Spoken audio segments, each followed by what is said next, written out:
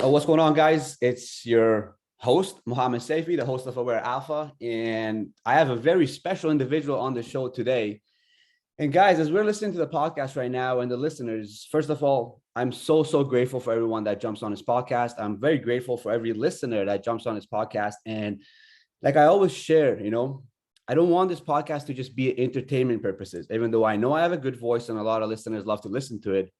But my intentions are for you to, as you're listening to the podcast, to also take something away from it, something you can take away from it and start implementing it on your day-to-day life.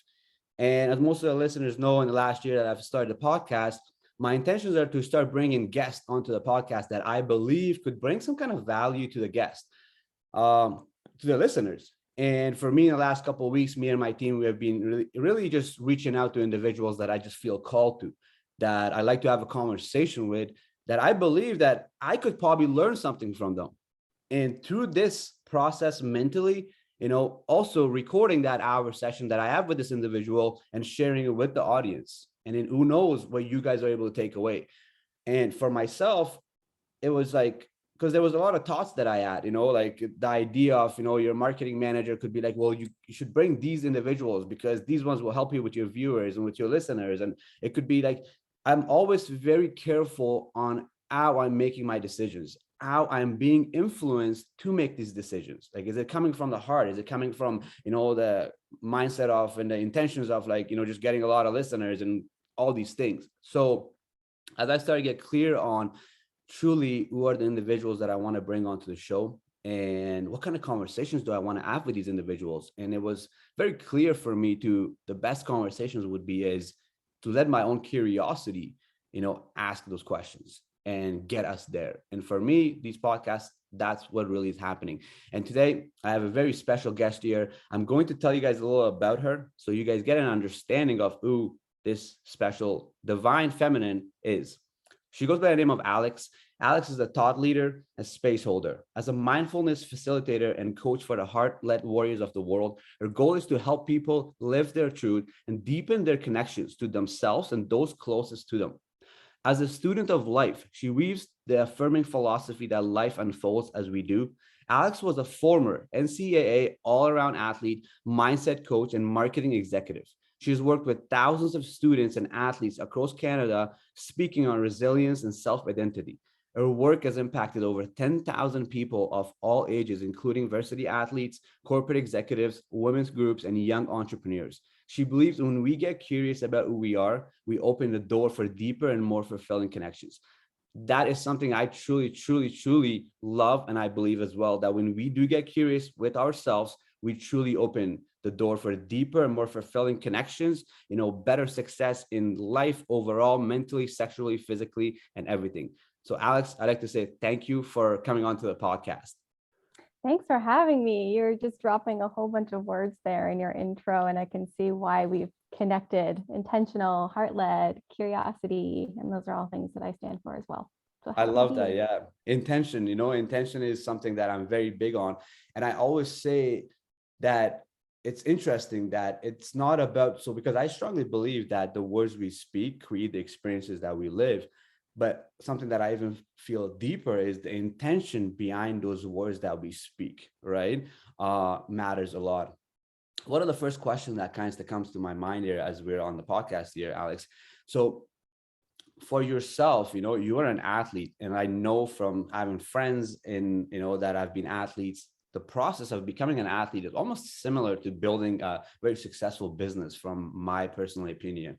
I want you to share some thoughts, with us. Just what are some lessons that you have learned that it was during when you were, an athlete, that you have started, that you're still really doing those same things as you're building your business and your life at this stage of your life?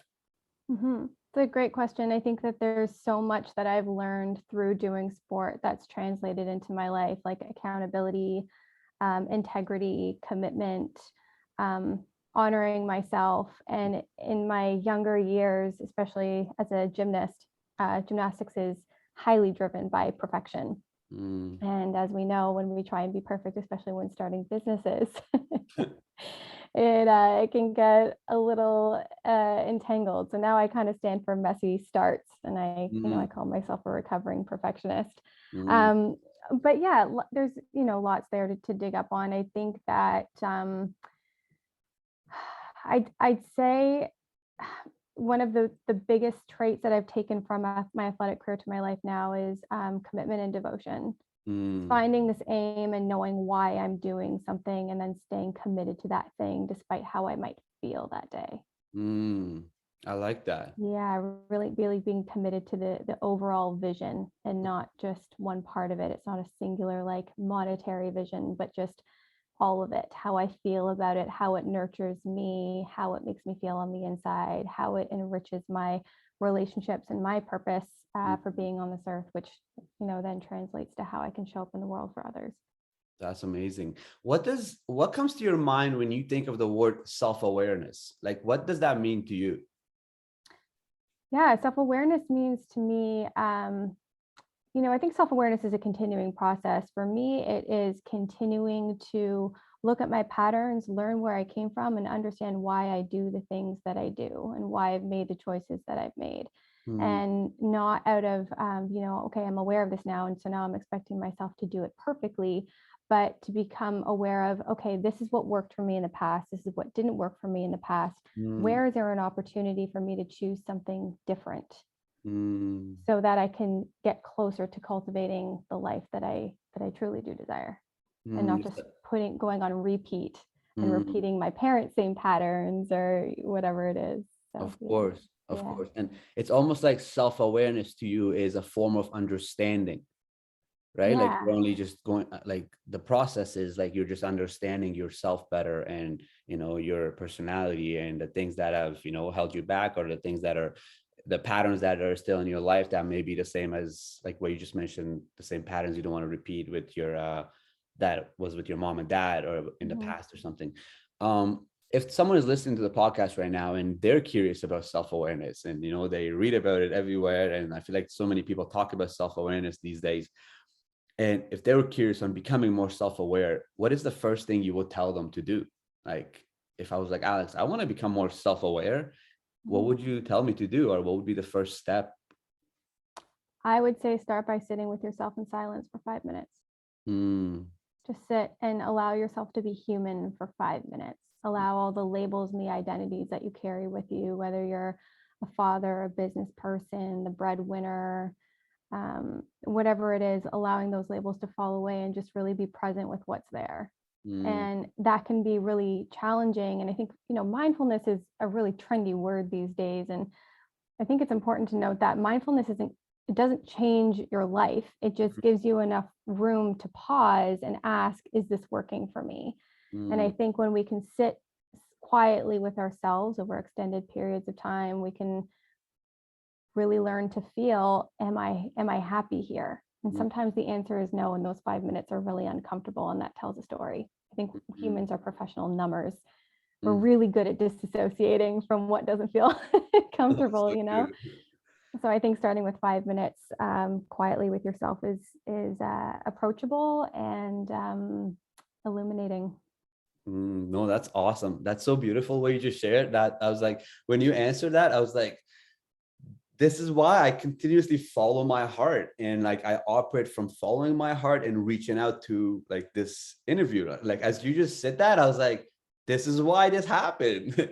And I'll tell you why. So I always say meditation, and I share with my students about, meditation sounds like such a religious word or esoteric word. Like you could sometimes throw certain people off from even wanting to get into the practice.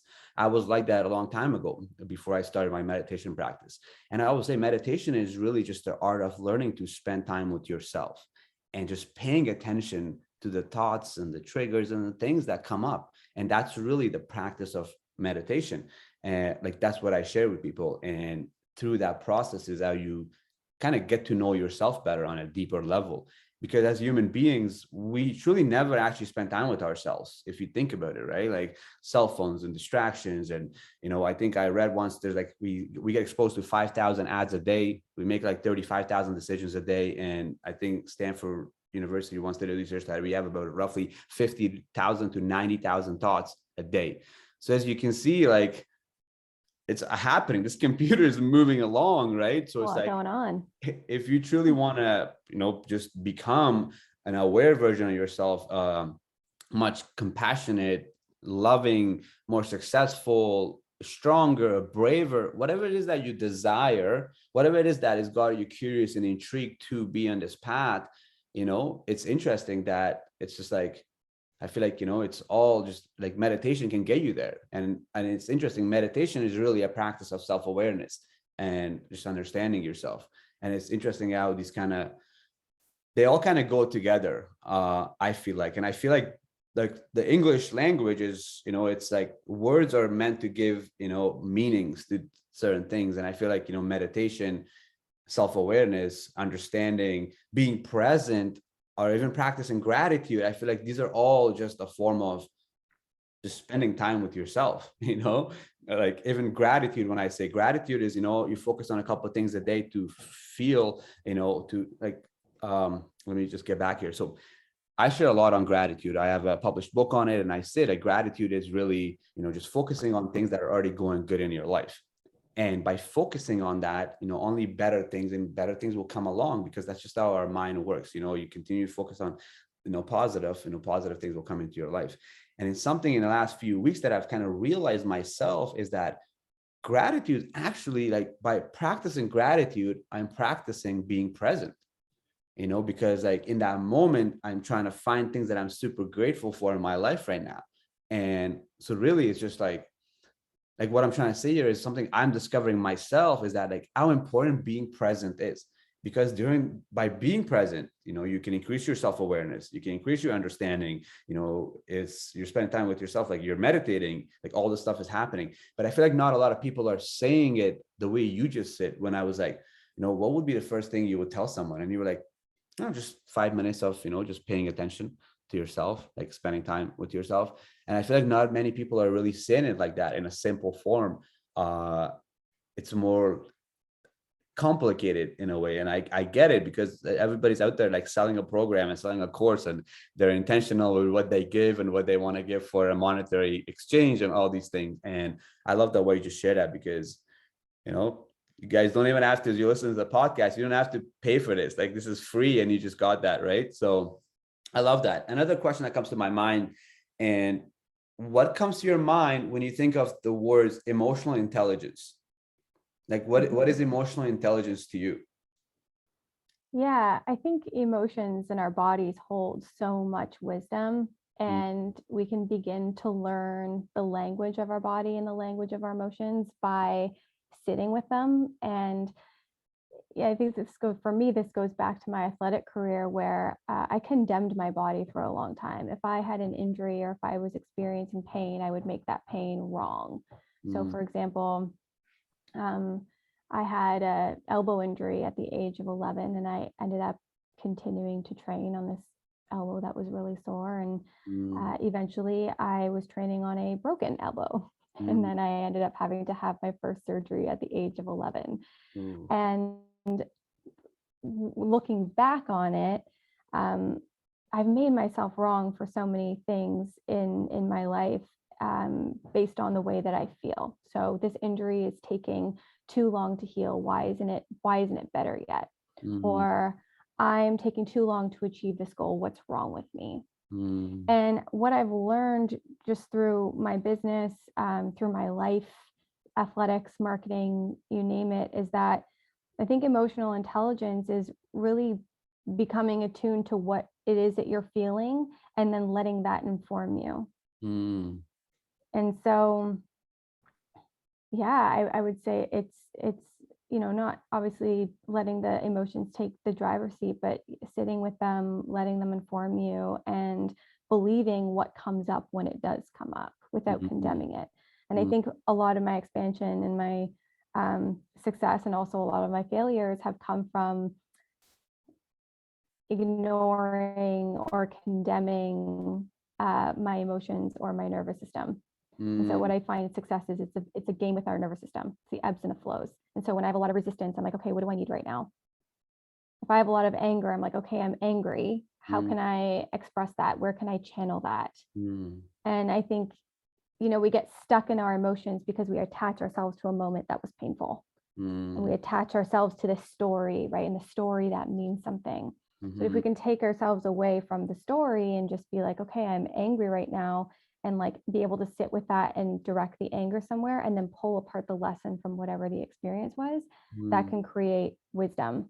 And it can inform you, as opposed to you being stuck in it and getting caused in the murkiness of what the emotion is. That to me is emotional intelligence. That's a great way to say it. And like, so the thoughts that are coming into my mind right now, especially the listeners, as you're listening to do, and I talk a lot about, especially directed towards men, it's about learning to express your emotions. We are taught, growing up, especially I came from a terrible country, a very macho type of masculine, patriarchal, background. So for me, like I was never taught to express my emotions, cry, or like pretty much ignore all emotions, right? So, and in the last couple of years, as I've started to do this inner work, we so call it, and the ego work, shadow work, the inner child work, and I've got close to my inner child, and I spend time with my inner child. I take my inner child on dates, and we truly are like best friends together, and this has led me to loving myself so much more. So I talk heavily on this about learning to express your emotions, and that the emotions that come up are lessons. It's your body talking to you, and be okay with it, and express all emotions, welcome all emotions, and express it in a healthy manner. So if it's anger or rage, there's healthy ways that you can express these emotions. So when you were just sharing those things,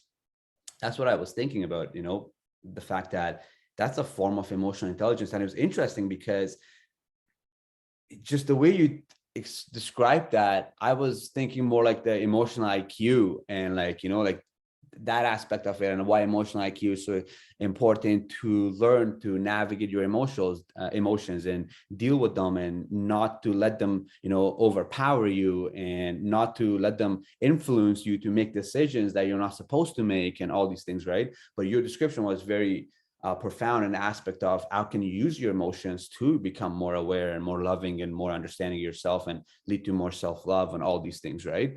They can be a tool if you want them to be. You've got to build that relationship with them. Yeah. How would you suggest to build a relationship with your emotions? I mean, where to start? Sit with yourself quietly for 5 minutes.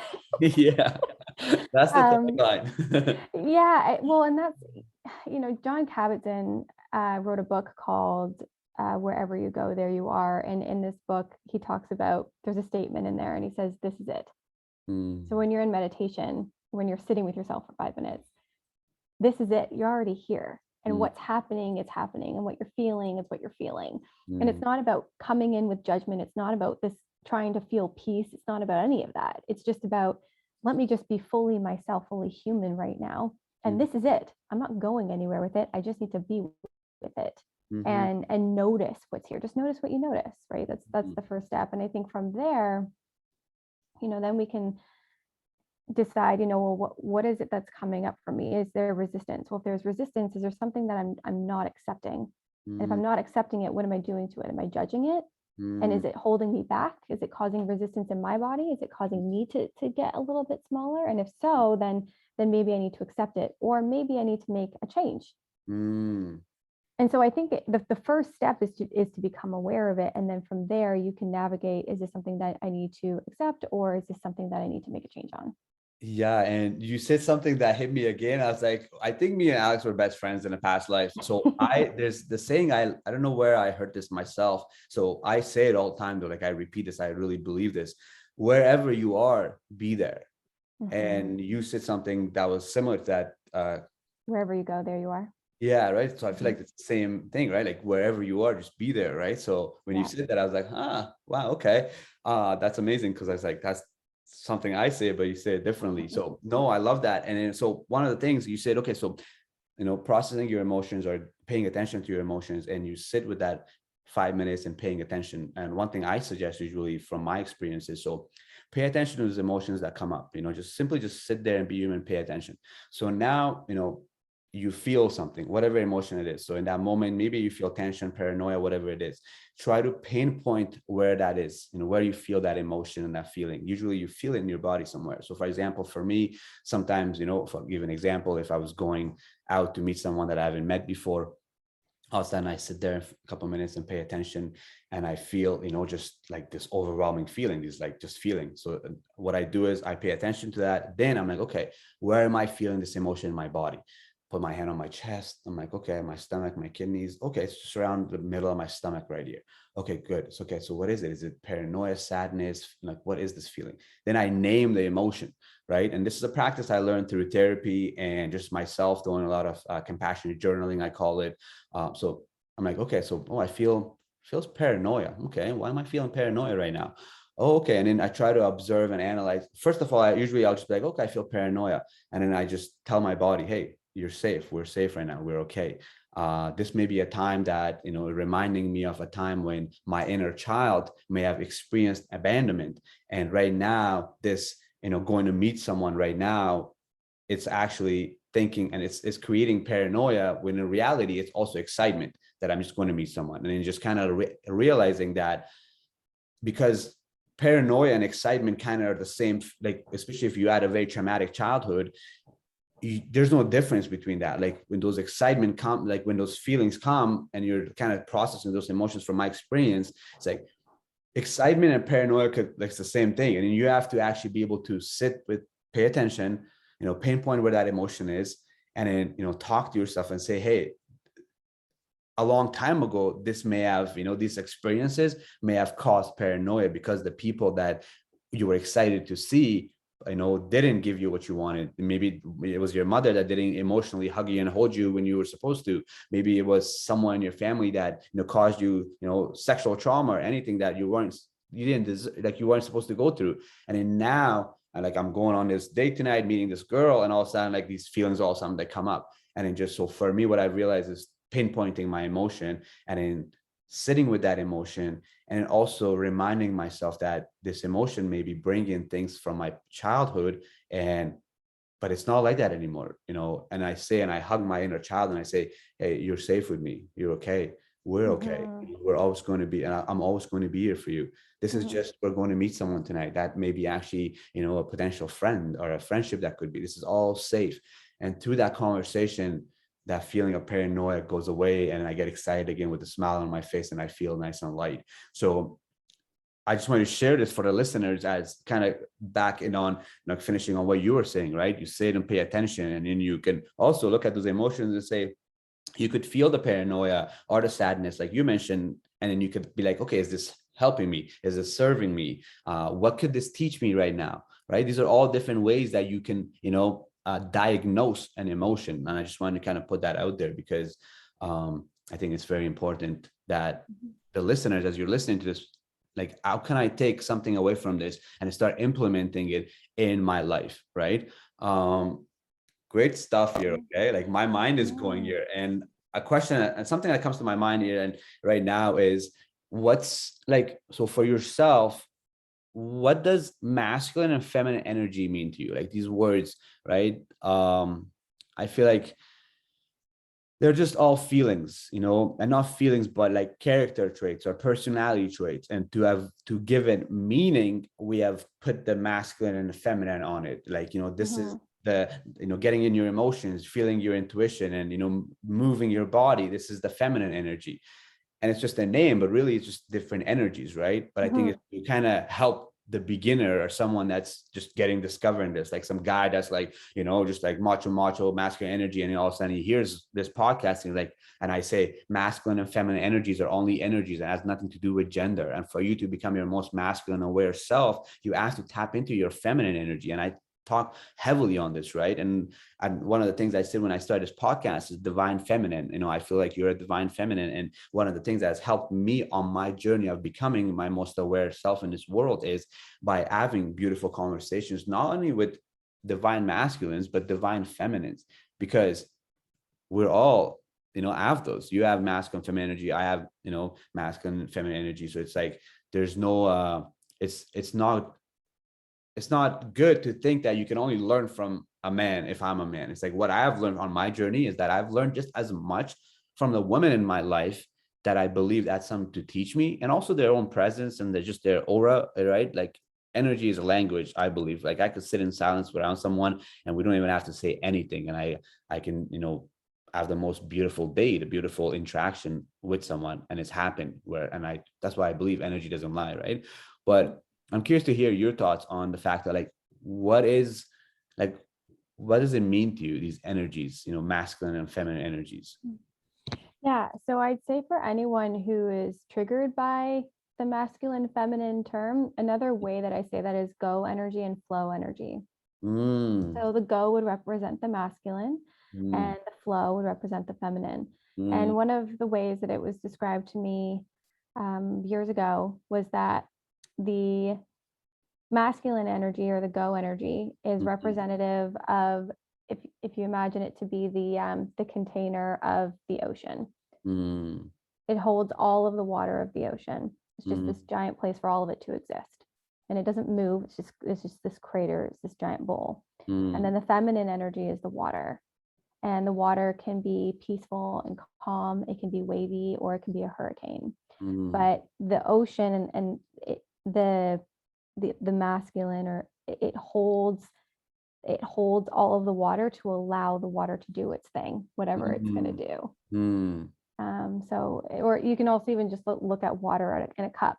I have a bottle right here, but like this bottle would represent the masculine energy because it's holding all of this water. And then the feminine energy is the emotions and all of the stuff that goes on within it that never really stops moving. There's an anchoring point and there's a fluid point, and both have to coexist in order to be this. I like how it's just flow on that, and you were saying I'm not sponsored. Yeah, we'll have to message the marketing team there and let them know, hey, you guys might get 1,000 extra sales here, and like that's all through my referral link here. Okay. No, that's awesome. So now, like, as a man or a woman that wants to just become, happier, more peaceful, more compassionate, just really just become their most free self, right? How could they use these energies to kind of really, I guess, learn more about themselves or understand, like how could these concepts help them to, just kind of achieve their goals, whether it's $10,000 a month or in having a great relationship or having a great sex life, whatever it is that they desire? How could they use these energies to kind of, enhance that process? Yeah, so I think being aware of what it is that you need at that time is incredibly helpful. So do you need more nurturing? Do you need more rest? Do you need more, just more of like a softening place? Or are you in a place where you need to show up, where you need to get stuff done, where you work better with deadlines? And then it's about like when you start feeling that burnout phase, is like, okay, what do I need to do now? Do I need to rest? Do I need to take a long bath? Do I need to go on a long walk? And it's that ebb and flow of really getting attuned to what your rhythm is. And so there's no right answer for anybody in terms of, what's the proper balance for you to be in like an energetic balance? Well, only you can know, because you're going to require different things than I require. And so what's important is that there's a diligent practice where you're working with your nervous system on what's best for you. And then when you start to understand what these processes are within yourself, when you show up in a relationship, it's a lot easier to communicate what it is that you need. Oh yeah. Because you know what you need. No, it's we're in a lot of relationships, you oftentimes hear where the guy's like, what's going on? And she's, oh, nothing, it's fine, everything's fine. And there's that gap in communication.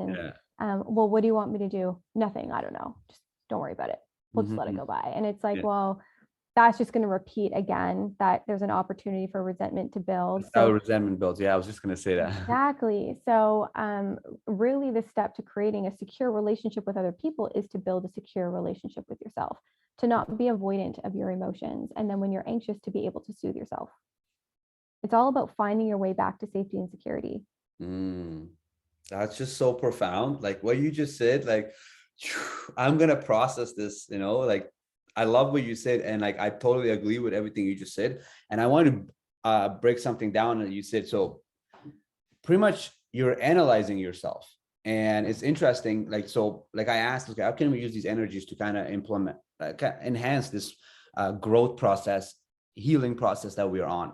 And you mentioned, well, it's just asking yourself kind of what you need, and then going through that process.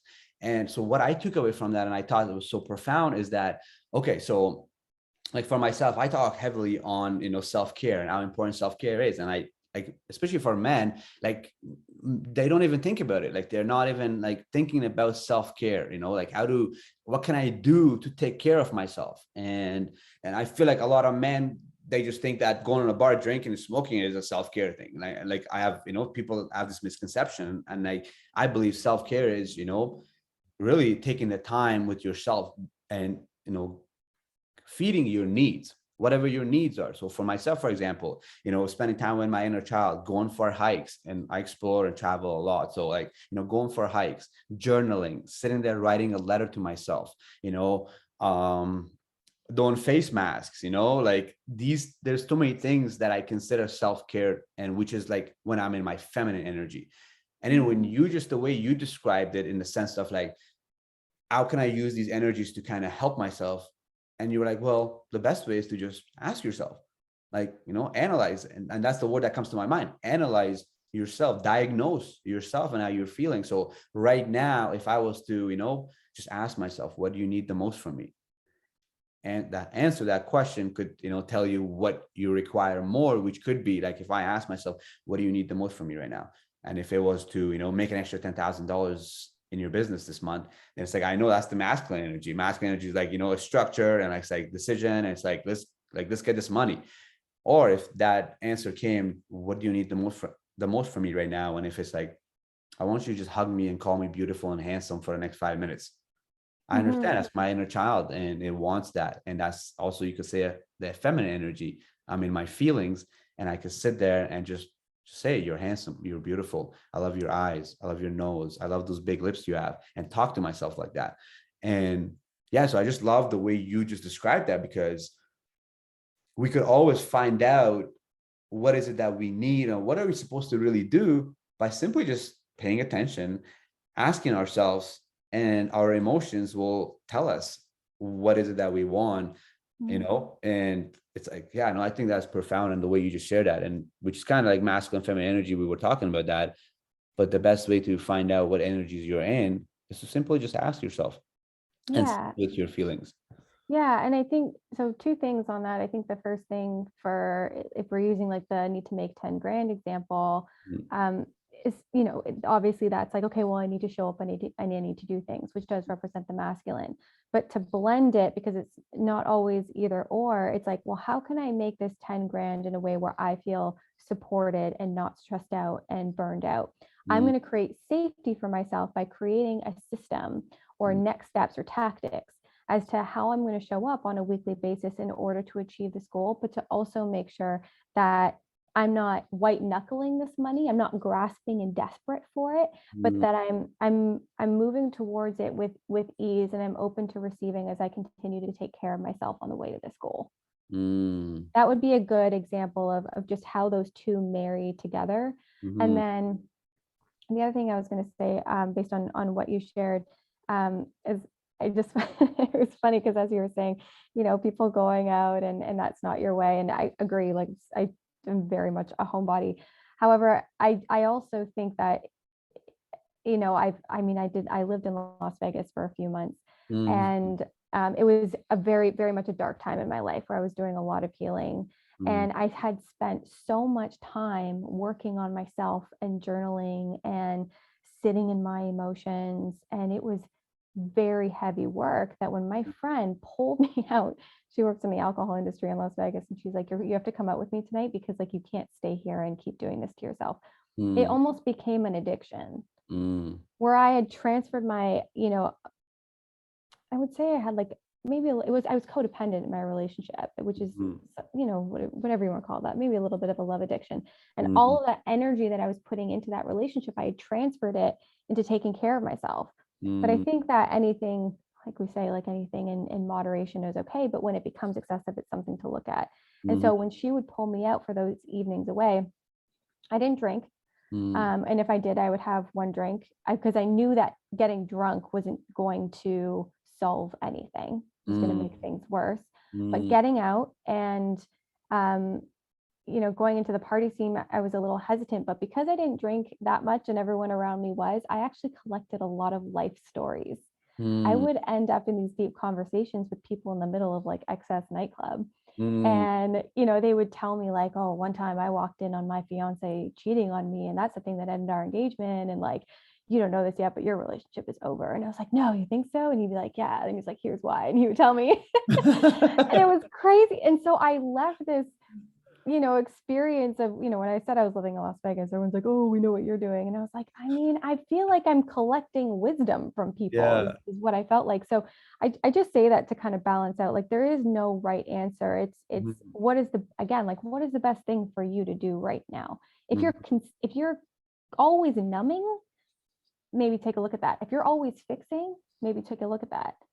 There's also got a time to just be. Right. So talk about being in the masculine energy. If you're always doing something to try and make yourself better, when are you actually just giving yourself a moment to be human and like being with who you are today and loving yourself for who you've become and everything you've overcome in your life? Exactly. It's almost like a form of self-reflection as well, right? Like going, making all these things happen, but actually taking some time for some self-reflection on the past and the things that you have actually overcome, and sitting with that and patting yourself on the back, or either saying like, I haven't been doing well and I should probably, do some things different. But yeah, it was the word self-reflection came to my mind. It's almost like another form of just, analyzing, sitting with yourself, being human, and through self-reflection, you can find out where you are and what you need. Once again, like I'm very big on self-reflection. I take, Sundays, and I will spend 10 minutes and self-reflect on a hangout with someone, on a decision that I've made recently, on a podcast that I did with someone. And I just reflect on that. I reflect on a decision I made a long time ago, and how that influenced me. How did that impacted the rest of my life? How that made me who I am today, or how that affected the relationship I had at the time, and all those things, right? So yeah, no, it's interesting. You're definitely sharing some things that I believe the audience is definitely going to take a lot away from this, and I'm very grateful for that. And I'm very grateful for you for sharing this information. So, like, what does inner work mean to you? And I ask this because I say this, I'm doing the work, I've done the work, and then there's times that I'll catch myself in a sense of like, and I actually have a podcast episode that it says that I say I literally talk about like, what is inner work? Like, what does that actually look like? What I believe the inner work is, or even doing the work, or healing yourself. Like, what does this actually look like for you? Yeah. So I'd say with the inner work, it's lifelong. I'm never going to arrive at it, but I would say that it's just a process of me continually removing the gunk or any debris that is blocking me from my truest self. And so it doesn't matter how much I do, it really happens as I go through life. Like, I can think that I've done so much work and then end up back in a relationship. My old wounds are triggered. I'm like, well, it's not done yet. Let's go back and revisit that one again.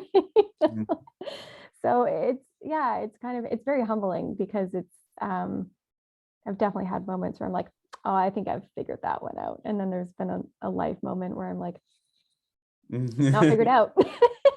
Here it is again.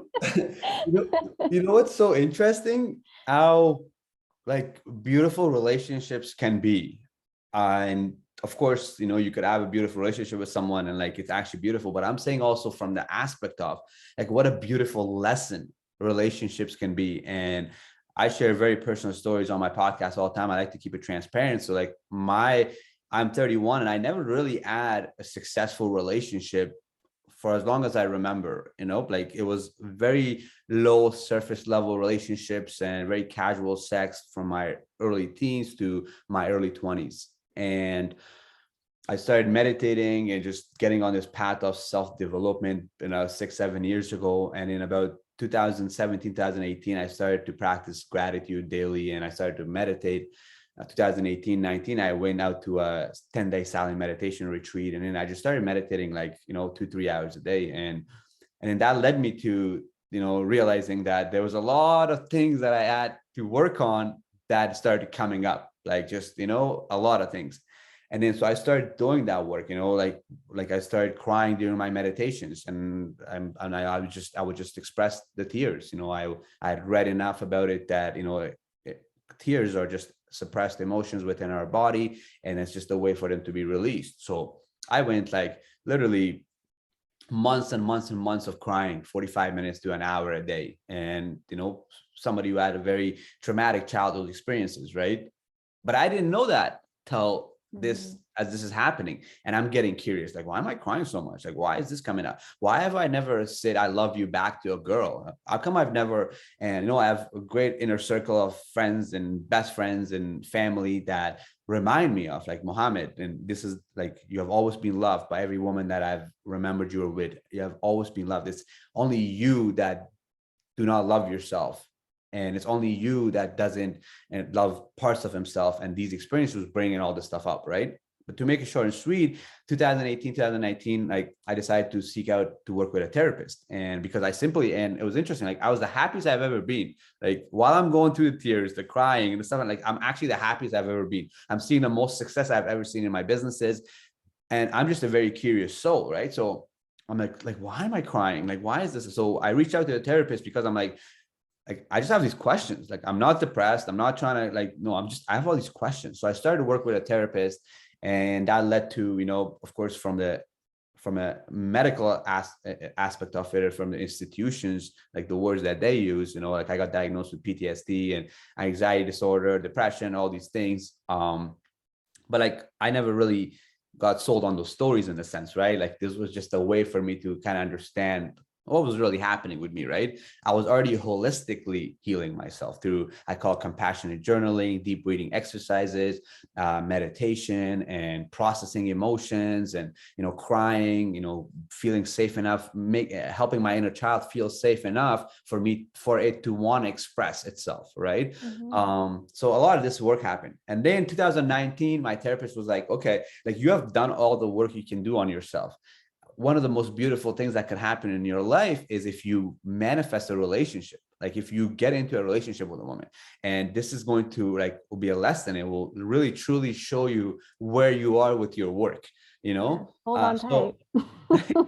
I love that you just said that. It's so funny that you just said that. Oh my God. So I decided to start, like, I'm very big on manifestation and intention. So I started journaling like early 2019, the last couple of months of 2019, like, Mohammed, I'm not going to be, committing, and I'm not going to put my energy into, casual sex and casual dating, like I'm actually looking to invest time into a woman and give my time to it and commit to it. And this is the type of woman I want. And I put the qualities and the things that it, and then literally, 2019, October, I think October, November, I do this. And March, like I meet this divine, amazing woman in my life. And if she's listening to this podcast right now, it'll be interesting. We meet, and those last first couple of months of 2020, like I had already was meeting very beautiful women in my life overall, inside and out, and like was just expanding my own awareness. I was starting to see like, wow, like the women that I used to meet and I was attracting in my life compared to the woman I'm attracting now are like totally different. And I'm learning so much from them. I have so much curiosity and I'm so intrigued by them. And it's not just that surface level animal man on me where it's like, I just want to have sex with them. No, it's like, I'm truly like building genuine, deep connections with women. And then, so anyways, I get into a relationship and it lasted about a year, which the beginning of this year, like the second quarter of this year, we decided to go our separate ways. But the point is, the first 12 months, like when I got into this relationship, like it was so beautiful those first 3-4 months. And then like I felt in love. Like I fell in love for the first time in my life. And I was aware enough to feel it and witness it and like go through the emotions. It was beautiful, but it was the craziest time of my life. I was triggered all the time. I was like, if we weren't hanging out, does she love me? Why is she not texting me right now? And like all these things. And then like just to keep it like this person never really showed any signs of like, because there's like you could be in an unhealthy relationship where the person is doing all the things and it has nothing to do with you. It's like this person is obviously not the right person for you. You know, they're not respecting your time. They're not, you know, a lot of these things. But like this individual was someone that was amazing, like a divine feminine in my life. She never did anything that for me to doubt that is she cheating on me, is she lying, is she busy, all this. Like she was amazing. She communicated, she was divine in all senses, right? But me discovered and I realized that like, wow, I have a lot of work to do. Like literally I realized I had abandonment issues and I'm someone that's curious as these emotions are happening. So for example, those first couple of months I'm with this woman and like when I'm not with her, it's like my mind is just like I am triggered like little. And I started to analyze and realize that like, oh, there's this inner child within me, and this inner child went through these experiences. And right now, the times when I feel like my girlfriend at the time is not loving me or paying attention to me, is actually the little child in me that is reminded of a time when mommy abandoned me. And those needs that I'm looking to fulfill from her is actually the needs of a child that should be fulfilled by a mother. And I should not be expecting my girlfriend to parent me. And I got to start reparenting myself since I didn't have the parent that I wanted when I was a child, right? And nothing against my mom and dad. I love them dearly. My mom looking to retire actually in the next 18 months. So like, great relationships, all that. Simply for my own understanding and my own awareness, I'm going through this, right? But anyways, to make this point short and sweet, is like a relationship is the greatest lesson. Like it could bring up like truly really expose you. It's like, and expose could sound like a bad word, but no, I mean in a really good way. Like for myself right now, I'm manifesting the divine feminine in my life. My heart is open to it. Doesn't mean I'm actually out there looking for it, but like I talk about this heavily in a sense of like keeping your heart open for genuine connections, because if your heart is closed, then you're close to experiences, and you're close to connections. You're closed off that. So for me, one of the biggest things that I learned from this last relationship was that keep your heart open, keep your heart open and be open to love and connection and all those things, but not actively like I'm actually looking for it, like I'm going on these sites and all these things, right? Like I'm just focused on my own purpose, living my own life, doing the things that I'm supposed to do. Yet my heart is open to experience like that, because not just for the lessons, but also for the lessons, because like it's just crazy the things that you can learn when you get in a relationship. Like it's mind-blowing. I don't even know why I got into this, but like I just had to share this because like it's almost like you made me feel safe enough to share it with the audience. Guys, look at this, but yeah, no, I just wanted to share that because like it's so crazy, like that self-awareness, emotional intelligence, all these things, analyzing yourself. And if you do this work, the inner work, and then you could feel like, okay, I'm good now. I don't handle my triggers. I know I don't handle my emotions. And I feel like the best test, and obviously you don't want to get into a relationship to find out if like, you don't want that to be your intentions. Like, oh, I want to see if I've healed fully, so let me fall in love. No, like, you don't want to do that. Like you want to have that heart open and be open to genuine connections. But that a relationship, an intimate relationship, a conscious, awakened relationship can truly be a massive indicator of how much work you have done, and I sit here right now and I'm like, at times I think about it, I'm like, have I healed?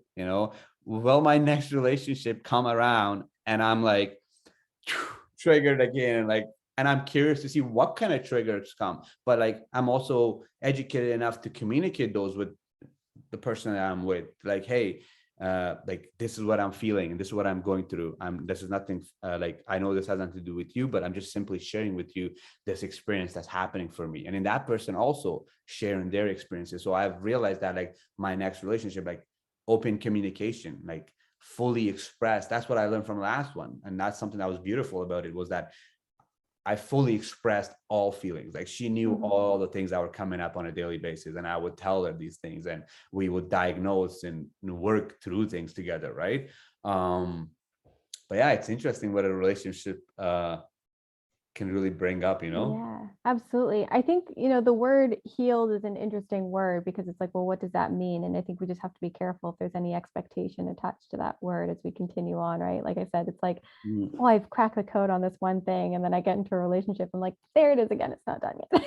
you know? Yeah, Um, the other thing I work with my clients, a lot of the clients that I work with are women who are recovering from relationships and are looking to get into safer and up-leveled relationships. Mm, And one of the things that we talk a lot about is staying open and protected at the same time. mm, So allowing yourself to receive, but also having almost like the wherewithal. So I work with women on understanding and catching manipulation, and mm, then learning how to ask questions to gain more information before they make a decision. mm, Um, yeah, and I think yeah, relationships are definitely a mirror and mm, will certainly show you where you're at. And I think, again, like I talk in my work, I talk a lot about taking self-worth reps. And so if mm, there's anyone out there who's in the dating world and who is looking to find their partner, the best advice I have for you is to hold your worth. mhm, If there is something that's not up to, is not meeting one of your non-negotiables and you find yourself justifying it a lot, or mhm, giving this person the benefit of the doubt before anything has even become exclusive, and that's already happened 2 to 3 times, mhm, hold your worth and trust your instincts. mm, Because when you're in your leveling up process, you're going to get tested along the way to see if you're still going to play into your old patterns. That's so true. And so you have to, if you, for in order for you to get what you want, you have to continuously say no to what didn't work for you in the past. Mm, And it's not just going to go from the old stuff to the great stuff right away, that there's going to be these in between stepping stones in order to getting this person, because who you choose to be your partner is an energetic match for you, mhm, very true. right? They're your mirror. Mhm, So what I have found is that the more that I am, continuing to work on myself, to express myself in times where I wouldn't have before, mm, and to be able to hold my worth, to walk away, to set a boundary, um, to not do people pleasing tendencies, and to really honor what I want to do and not just to go along with what they want to do. mm, That is what I mean by holding your worth. Like, make sure that you're being authentic to what it is that you actually desire and need. And mm. that, and if the other person is not responding well to that, then you have your answer.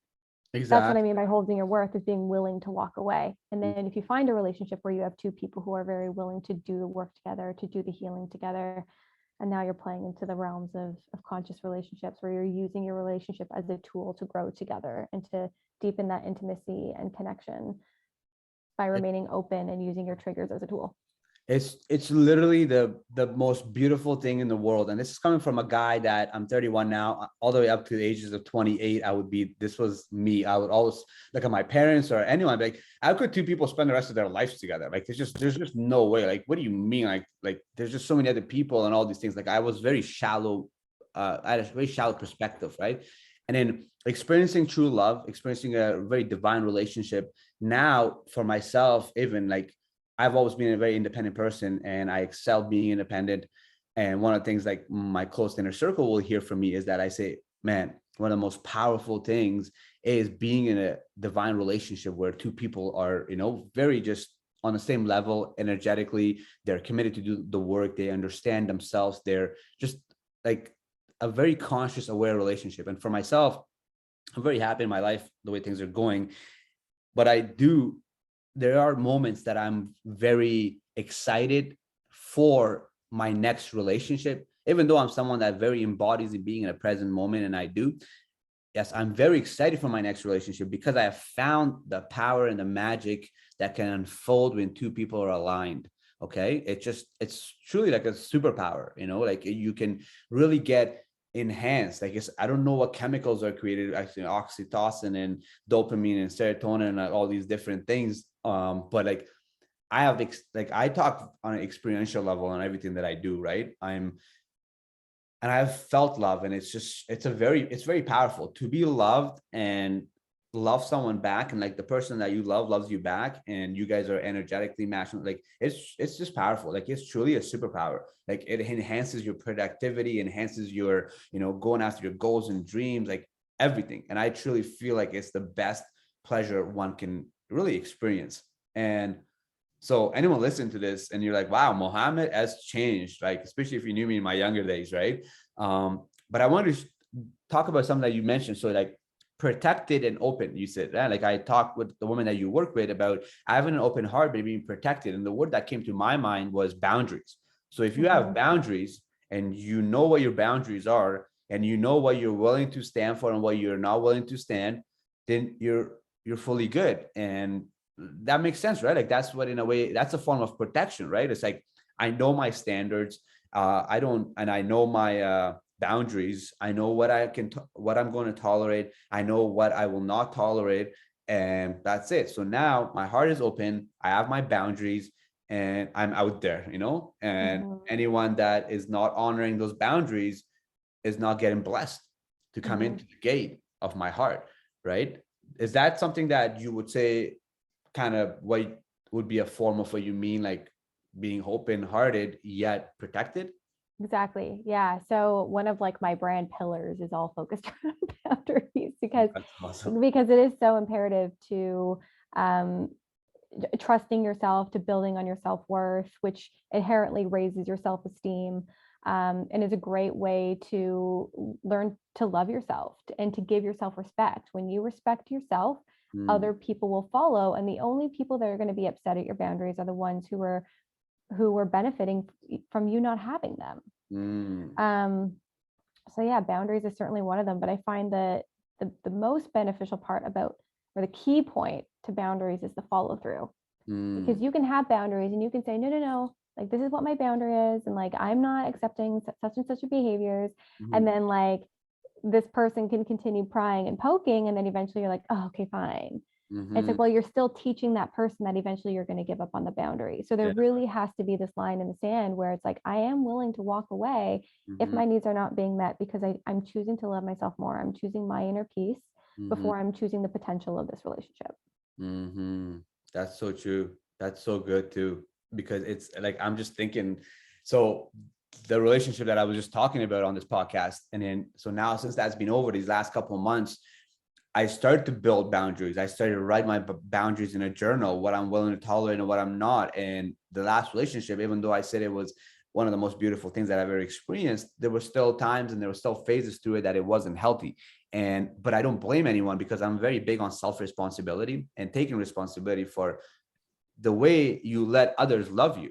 So for me, it's like, there's nothing against the other person. It's every day, and the way you act and the way you operate, you are showing others how you want to be loved, how you can be loved, and what can you tolerate, and all those things. So I didn't have boundaries, right?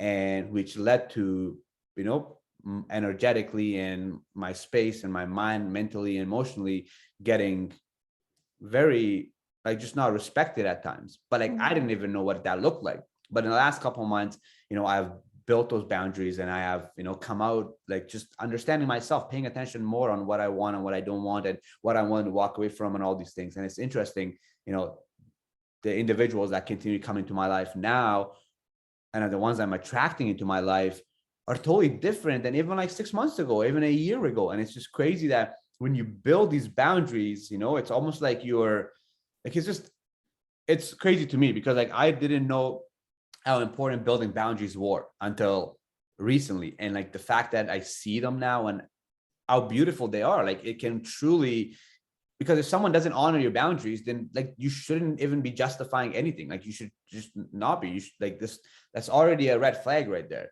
And like you were saying, and being able to have the boundaries, and actually, standing with those boundaries, and not giving into, things like this and like that, right? Yeah, like, I'm definitely very big on boundaries these days, and I'm continuously learning more from them, and continuously coming out with more for myself, because I'm just only learning more about myself, right? Like, it's like, what boundaries do I have, from emotional boundaries, and mental and physical, and all these things, right? Yeah, yeah. Boundaries, integrity, and authenticity are all linked, which is really beautiful, right? Integrity is bringing your insides to the outsides, which is being authentic. You're being your actual self. And so boundaries is actually a gateway to creating a really authentic and deep, nourishing connection. But I think the rep that boundaries have is that they're cold and that you're putting a wall up. and so they do have a little bit of a bad rep, and it can also be very scary to set boundaries when you have someone who may have been violent or aggressive, or if you know it's not going to go well. And if you struggle with self-worth or people-pleasing tendencies and you have to set boundaries, that can be a really big step, and it can be a really big scary step, especially when you're afraid of losing a relationship that you may have formed an identity with. So boundaries can get, complex at times. And I'd say if you're someone who does struggle with self-worth, or is in a codependent relationship, or is suffered from narcissistic abuse, certainly narcissistic abuse where there's been a lot of gaslighting, which leads to probably a lot of self-doubt and a lack of self-trust in yourself, to make sure that you have the support system to give you the external validation that what you're asking for is not too much.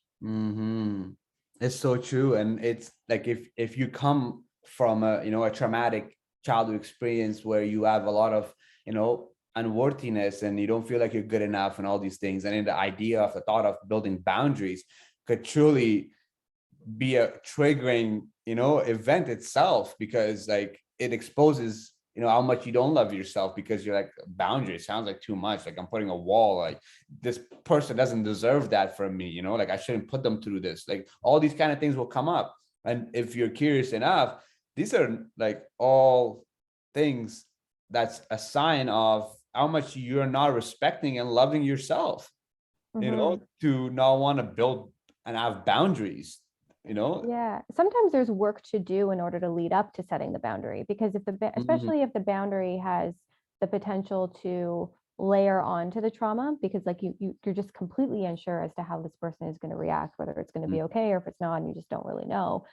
Part of doing the work before setting the boundary is, again, surrounding yourself with support and making sure that what you're asking for is not too much, and getting to the point where you're feeling really confident in what you're asking. And sometimes that takes a little minute to be like, again, like, am I asking too much? Is this fair of me in the context of what this is? Like, you kind of got to go through it a little bit in order to then be able to stand confidently in front of someone and say, you know what, this is a non-negotiable for me, and there is a line in the sand. And I'm not budging.